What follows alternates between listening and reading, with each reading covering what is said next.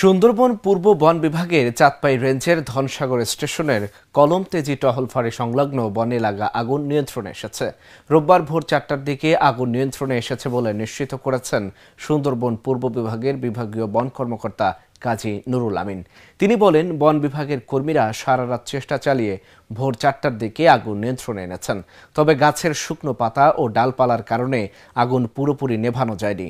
শনিবার সন্ধ্যায় fire service ফিরে যাওয়ার পর বন বিভাগের কর্মীরা সারা রাত আগুন নিয়ন্ত্রণে কাজ করেছেন। বন বিভাগের নিজস্ব পাম্প ও পাইপলাইনের মাধ্যমে আগুনস্থলে পানি দেওয়া হয়েছে। বনরক্ষী ও বন কর্মকর্তাদের সঙ্গে স্থানীয় অর্ধশতাধিক স্বেচ্ছাসেবক রাতভর আগুন নিয়ন্ত্রণের সঙ্গে কাজ করেছেন। আগুন এখন পুরোপুরি নিয়ন্ত্রণে রয়েছে। পরে রোববার সকাল 8টার দিকে ফায়ার সার্ভিসের সদস্যরা আবারও ঘটনাস্থলে এসে পৌঁছে আগুন নিয়ন্ত্রণে কাজ করছে। প্রাথমিকভাবে তদন্ত কমিটি করেছি, 3 সদস্য বিশিষ্ট একটি তদন্ত কমিটি করেছি। সেটার হেডেড বাই আপনার এসিএফ চাঁদপাই এবং আপনার যে কলমতেজির যে ভারপ্রাপ্ত কর্মকর্তা আছে এবং ধনসাগর স্টেশন অফিসার, এই 3 সদস্য বিশিষ্ট একটি তদন্ত কমিটি করেছি। তার আগামী 7 কর্মদিবসের মধ্যে সে প্রাথমিক তদন্ত রিপোর্ট দেবে।